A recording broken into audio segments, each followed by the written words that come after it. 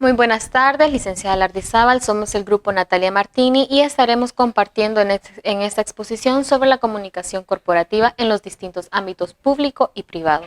El objetivo de esta exposición es dar a conocer no solamente las funciones de un director de comunicación en el área de la comunicación corporativa, sino hacer una diferenciación entre cuáles son las funciones de ese director de comunicación, ya sea en el ámbito público y en el ámbito privado. ¿A qué nos referimos con el ámbito público? Nos referimos a el gobierno, a las informaciones oficiales que desde el gobierno se hacen. A esto se le llama también comunicación corporativa. Como mirábamos en el video didáctico, esta comunicación corporativa se da de distintas maneras, no solamente a través de medios de comunicación, sino también van de la mano con el manejo de las TIC, que son las tecnologías de información y la comunicación. Empezaremos esta exposición hablando un poco sobre cuáles son las funciones o qué es lo que nosotras y nosotros hemos analizado que se realizan la comunicación corporativa en el ámbito del gobierno. Empezaremos entonces con la Secretaría de Prensa y nos vamos a estar enfocando en esta, ya que es el medio oficial desde donde se están dando todas las distintas informaciones de las distintas secretarías. Sabemos que cada una de estas tiene su canal oficial de información, pero la Secretaría de Prensa del Gobierno de Honduras es la que donde se hace pública toda la información para toda la población. Todas las informaciones oficiales salen desde la Secretaría de Prensa. Es así como vemos siempre las conferencias de prensa que salen desde Casa Presidencial, en las que distintos dirigentes nacionales e internacionales dan informes sobre sus avances, sobre los avances en el progreso que están haciendo en las reuniones distintas que se realizan, y también vemos también las distintas noticias de interés. Sabemos que esta comunicación corporativa no está solamente dirigida a los medios de comunicación y que estos no son las únicas maneras para transmitir la información. Es así como vemos entonces la entrada de las TICs, o importante el manejo de las TICs, que son las tecnologías de la información y la comunicación. ¿Qué es lo que vemos o hemos analizado nosotras y nosotros a partir de esta investigación sobre las distintas secretarías y la información oficial del gobierno?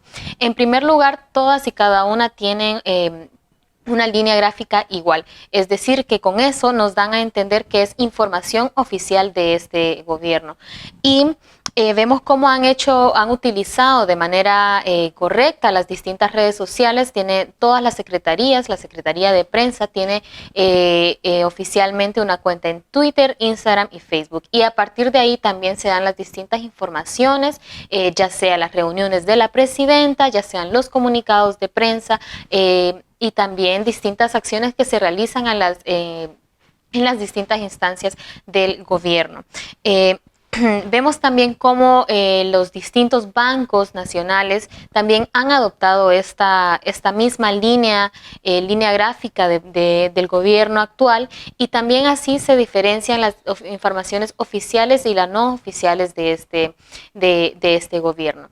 La comunicación corporativa no solamente va dirigida a los medios de comunicación, no solamente va dirigida a las redes sociales. Vemos también cómo es importante el manejo de la opinión pública y cómo también esta crea mensajes para que la comunicación corporativa tenga un éxito.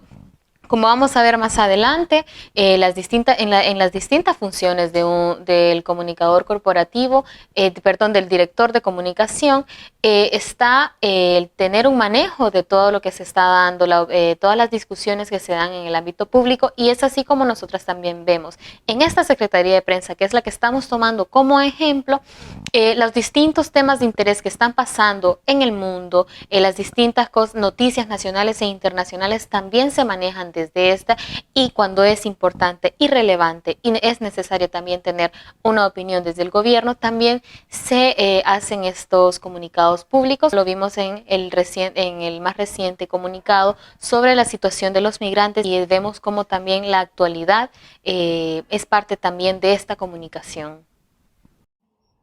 Continuando con los procesos de comunicación corporativa, en este caso, pues tenemos planteado explicarles acerca de la comunicación corporativa en el sector privado, entiéndase por las ONG, entes bancarios, empresas dedicadas a la comercialización, entre otras, ¿verdad? Que significan un gran porcentaje en el mercadeo actual.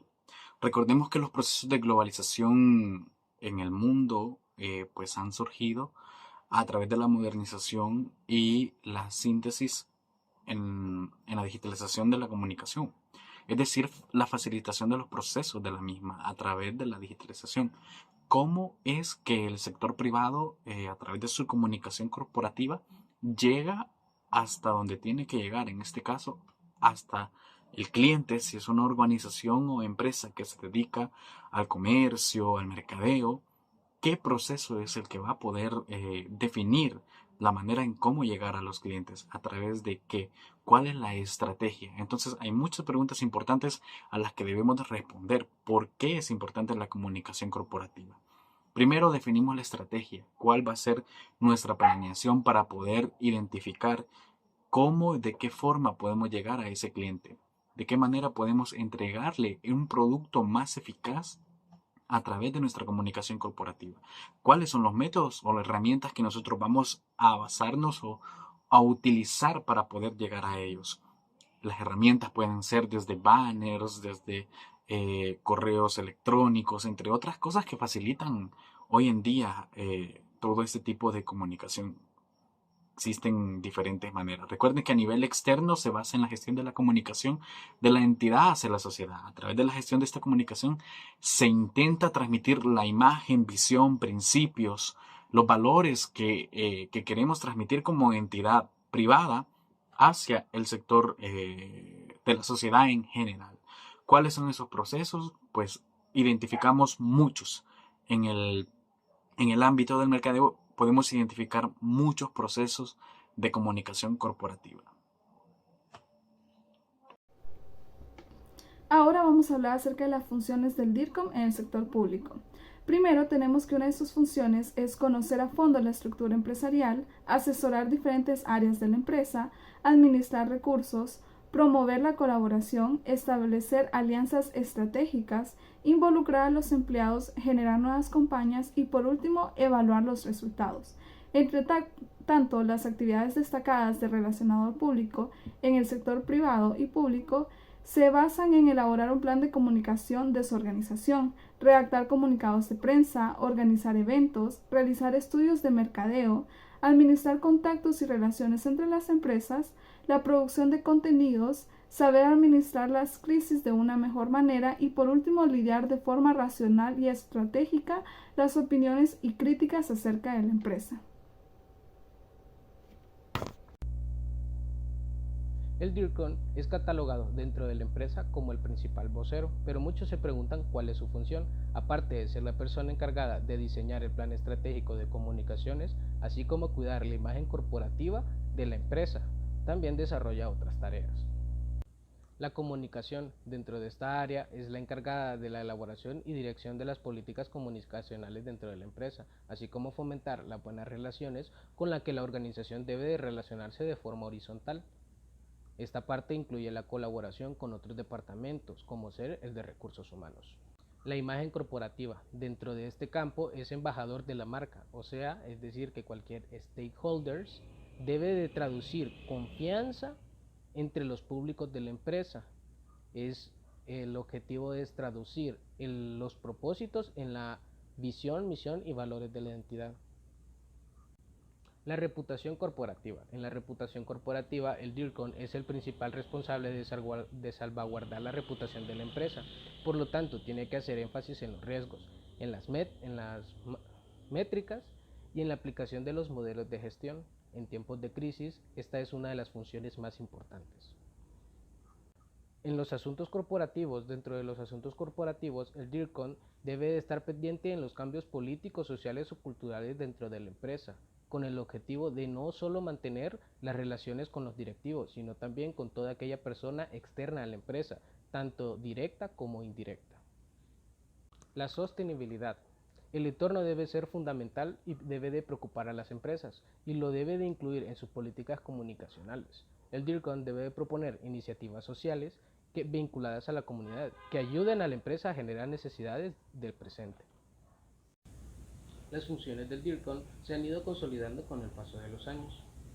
y esto hace que desempeñe su papel de líder. En sus manos está en crear un ambiente, en crear un buen clima entre trabajadores y la identidad que ayude a contribuir al futuro de la empresa. Mi nombre es Mayra López y para seguir con la exposición, pues yo le voy a hablar sobre las diferencias y las comparaciones acerca de las actividades en los diferentes sectores, ya sea público o privado. Y los compañeros pues ya les han hablado sobre dichos sectores, pero para hacerles un resumen, les voy a definir cada uno de los sectores. En el sector público, pues los trabajadores son aquellos que laboran para algún tipo de agencia gubernamental, es decir, una corporación cuya propiedad pertenece de forma parcial o total al Estado, o ya sea en su gobierno, en su etapa, ¿verdad?, que esté liderando en ese momento. En el sector privado, los empleados del sector privado son aquellos que se encuentran en los lugares que no son agencias gubernamentales.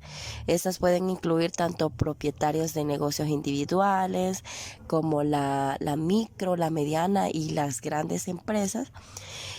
O también algunas organizaciones de compañías tales como corporaciones o sociedades limitadas, como por ejemplo los bancos o las cooperativas. Ya entrando con las diferencias entre ambos sectores, vamos a hablar acerca de la estabilidad.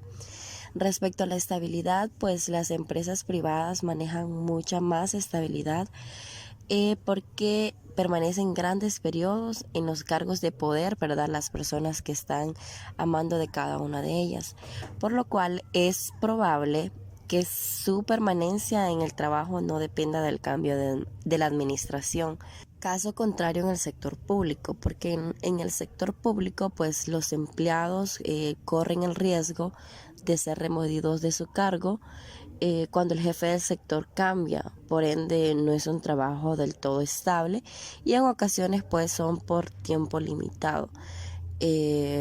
Caso ejemplo está en el actual cambio de gobierno, ¿verdad? Muchas personas quedaron desempleadas por el cambio de gobierno, ya que es el sector, ¿verdad?, que está cambiando la política y todo eso se mira envuelto en este sector. Hablando un poco sobre los horarios, las horas de trabajo de la mayoría de empleados públicos suelen ser mucho más a menos que las del sector privado, dependiendo de cada persona y de cada entidad. El primero suele comenzar más temprano que el segundo, para también pues desocuparse antes. En general, en el sector público se cumplen jornadas de unas 7 horas, mientras que en el privado son de aproximadamente 9 horas. Respecto al trabajo de los fines de semana, pues es mucho probable que no exista este tipo de horarios en el sector privado.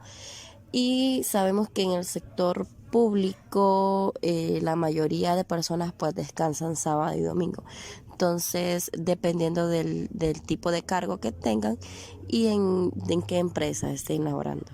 Por otra parte, están las vacaciones. Los colaboradores de las empresas privadas tienen una cantidad determinada de días de vacaciones. En su mayoría suelen ser de 10 a 15 días hábiles, mientras que los trabajadores estatales tienen más días de descanso y en general pueden gozar de pequeñas vacaciones en diferentes épocas del año, como por ejemplo en las fiestas de Navidad. Hay muchos empleados públicos que se les da todo el mes, prácticamente todo el mes de diciembre. Para ir concluyendo con mi participación, en el último punto, está el salario, que regularmente en cargos altos el salario que percibe un trabajador público tiende a ser muy inferior al que trabaja en una empresa privada. Sin embargo, si se trata de mandos medios y técnicos, los puestos públicos llevan una amplia ventaja. Por eso, si tienen la oportunidad de preguntar a una persona en qué sector tiene más posibilidades o hablando económicamente, ¿verdad?, del salario, pues muchas personas se van a los puestos públicos.